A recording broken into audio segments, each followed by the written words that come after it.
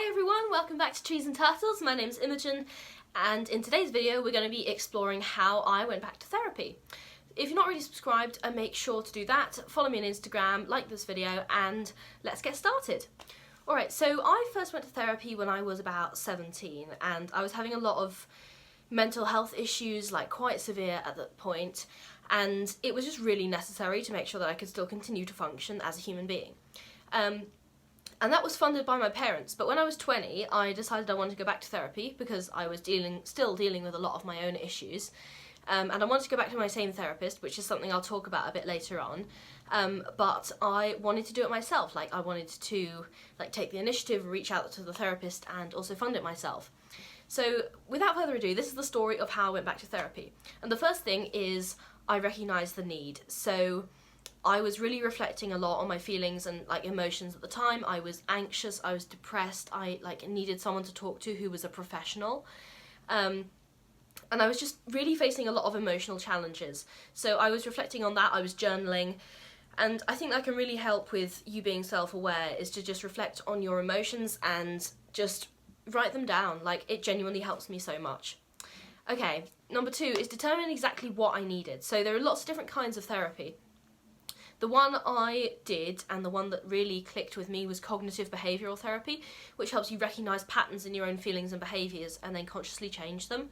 But there are other types, there are, for example, dialectical behaviour therapy or psychoanalytic therapy. Anyway, there are plenty of types that you can research and read about and then possibly try out and see what's best for you. So always try and find the type of therapy that's best for you, and if therapy's not working for you, it could be that you've just got the wrong type.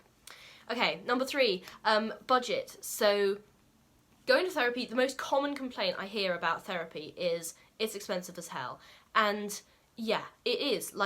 I honestly think that therapy should be much more accessible to everyone. And I'm not saying I think therapists should be paid less, because I think that for the work they do, the pay is fine, and they should be paid well for the work they do, because it's very important work. But nevertheless, I think that there should be more funded therapy available, essentially. So anyway, sometimes you can get a discount if you're a student, or some therapists will offer a sliding scale or a payment plan. Anyway, so explore the options for budgeting, because if therapy is too expensive, sometimes there are workarounds. Okay, so actually finding a therapist. I actually found one on a website which is like a national directory of therapists. I think if you Google that, then for the UK at least, you'll find the one I used. It's the top sort of therapy finder website. But obviously I'd already found a therapist that I really liked and I really connected with, so it was really easy to just email her and be like, can I have some more sessions? But if you don't already have a therapist, it's worth asking for recommendations, maybe from a doctor, or looking online and filtering for particular types of therapy you want, or particular characteristics you want in a therapist, or specialisms. If I can find the site, I'll link it in the description, because it was really, really helpful to me. Okay, you could also explore online therapy. So this isn't something I've done, because during the pandemic I was offered online therapy sessions, but I didn't actually want to do them, because I find being in the same room with a therapist is really, really helpful for me personally, but online therapy might suit you. So there are various websites that you can do remote counselling on, or you can get an in-person therapist who will just do Zoom sessions with you if they're too far away, or there's some other scheduling conflict. Okay, and I gotta put this in here, make sure that the therapist is licensed and also experienced in dealing with your specific concerns.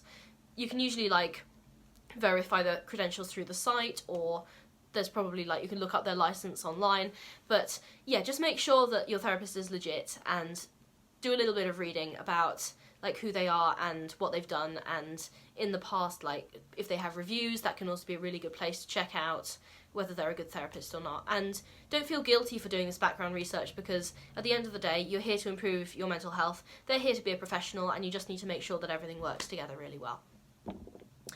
Alright, so once you've found a therapist, you need to go for an initial consultation. I had narrowed it down to 2 therapists when I went to therapy, and I had initial hour-long consultations with both of them. and I told them the problems that I wanted to explore, identical, and they had different reactions. Like, obviously they're different people, they have different ways of approaching therapy, and then I just went with the one that I felt like I clicked more with. So it's usually a sort of brief in-person meeting, or it can be virtual, and you can sort of ask questions and get a sense of whether you're going to have a good working relationship. And that's usually like no obligation. If you go and you find that you kind of don't vibe together, or their style isn't really helpful to you, that's fine. Like, they're not going to bite your head off. In fact, you've probably saved them a lot of time. Finding a good working relationship with a therapist is sort of in your both of your best interests.